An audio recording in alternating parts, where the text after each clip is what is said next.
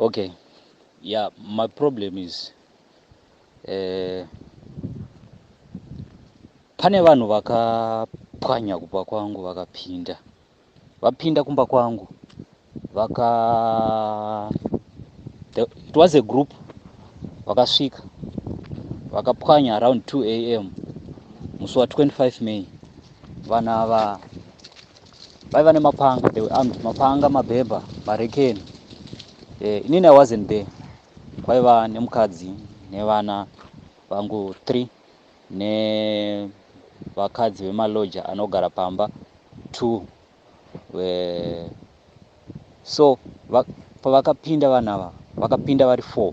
The 4 of them vakadivhaidana 1 murumu yega yega, then wechi4 akasara akamira padoo. Vakatorera vanhu vanga vari pamba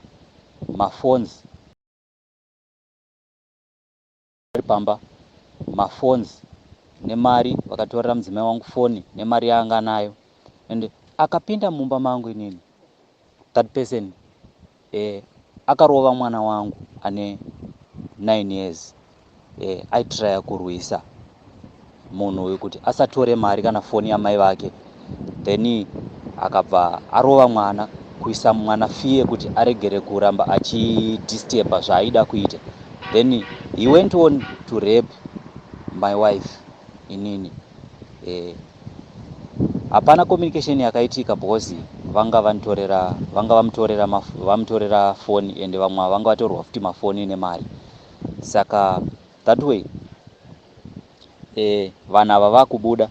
One of the guys akadedza zita rakanzwikwa, zita ravakakwanisa kunzwa, akadedza zita rekuti Pipiro, and that Pipiro kune matera groups ari in town anozikanwa, anoita zvekumamines chichi.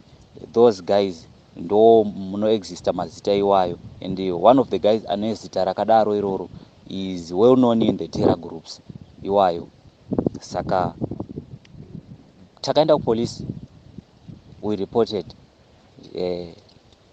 Inini, after this report, I took my wife to the hospital, akaenda akanoona doctor izvozvo.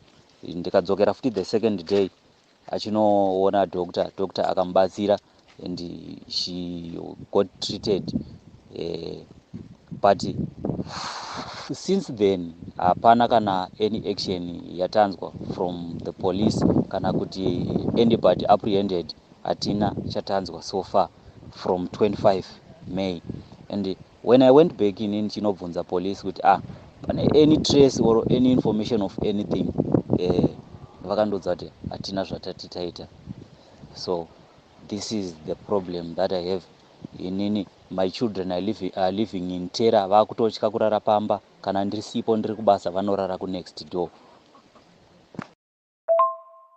Okay, zviri kunzwika. Ko your niece akarepwa uyu makamubatsirawo sei, makaita sei? Okay, zviri kunzwika. Ko your niece akarepwa uyu makamubatsirawo sei, makaita sei? Ndanzwa muchitaura nyaya yavadzimai venyu muchiti vakabatsirwa nadhokta. Ko what about your niece akarepwa uyu, makamuendesa here kuna chiremba? Pakaitwa sei? Did you do the same process? Inini pangu pakaitika izvi zvakaitika kumunhu 1. Madzimai anga aripo, anga ari 3, but zvakaitika mudzimai wangu chete. Vamwe ava vakati isusu hatina zvaitika. Saka mudzimai wangu she opened up kuti ini ndo zvandasangana nazvo. That is why takati after the police report ndakabva ndamhanyawo naye kuchipatara, handina kutora time. But vana vakangorohwa. Pandakasvika inini ndakawana vasina problem. Vaingoratidzawo kuti no, vanhu vangoshungurudzwa but they were fine. Vakatondimhanyirawo ndichisvika pamba pangu inini, my wife only.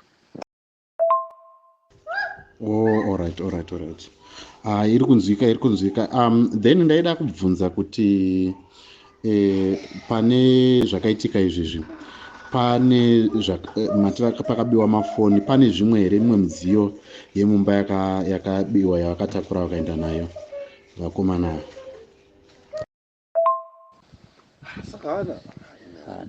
From the likes of it vairatidza kuva vanhu vanga vasiri up for very big things. Havana chavakatora matv whatever, zvese zvakanga zvirimo, ivo vakangoita zvo zvavakaita zvokuti vakangoti mari nemafoni and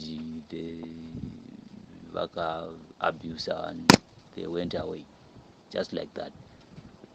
And from the information yandakawanawo inini, vanhu ava hazvina kuitika pamba pangu chete that day.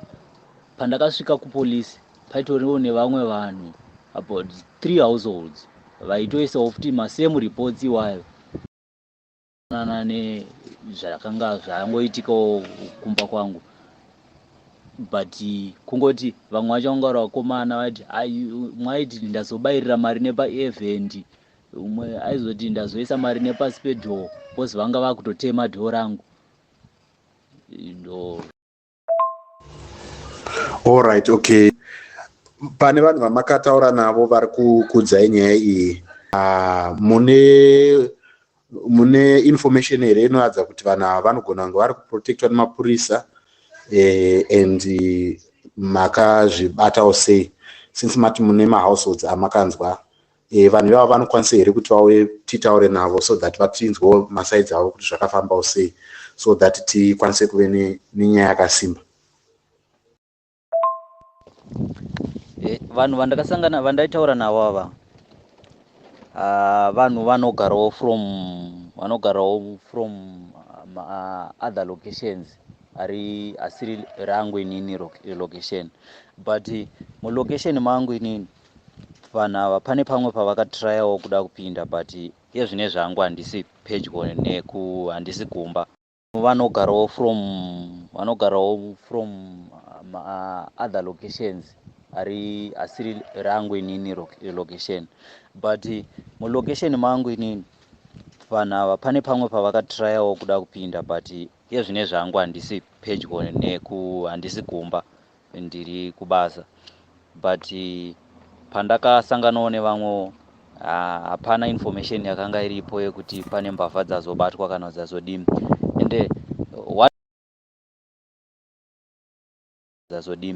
and one thing showing kuti hapana chiri kuitika ndechekuti macases aya ari kuramba achiraisa each and every day, because after zvaitika izvi wiki razvaitika, the other week racho my wife called me ndisipo ndiri kubasa, akanditi pane pamba papindwa ku location 7 or somewhere vanhu kwaitika futi macases waya erape, anzi vakadzi vese vanga varipo, hameno kuti vanga vari vangani. And the other thing, pandakataura neumwe mupurisa, iri nyaya yekuti they are protected by the police, maningirikinani vanhu vari kupara mhosva,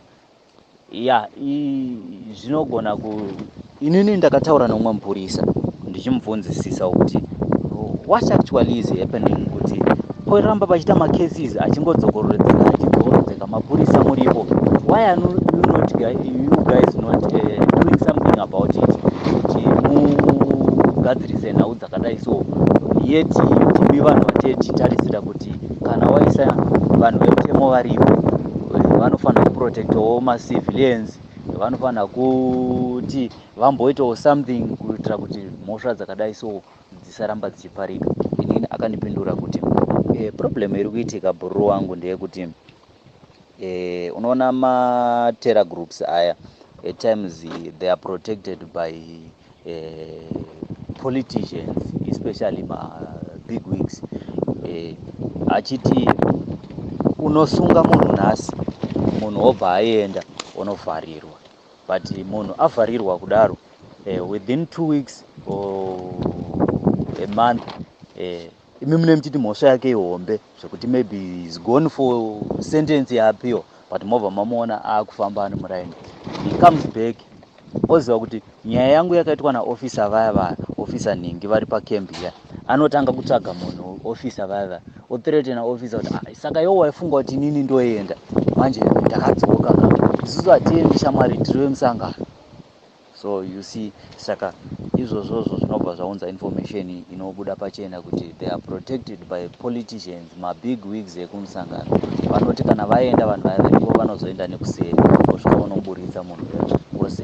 Inini my information yandogatha inondiudza kuti they are using these guys kuma-mines kwavanoenda vachinokonka ma-mines and whatsoever, vanoenda nevanhu vakadaro because vanhu ava ndivo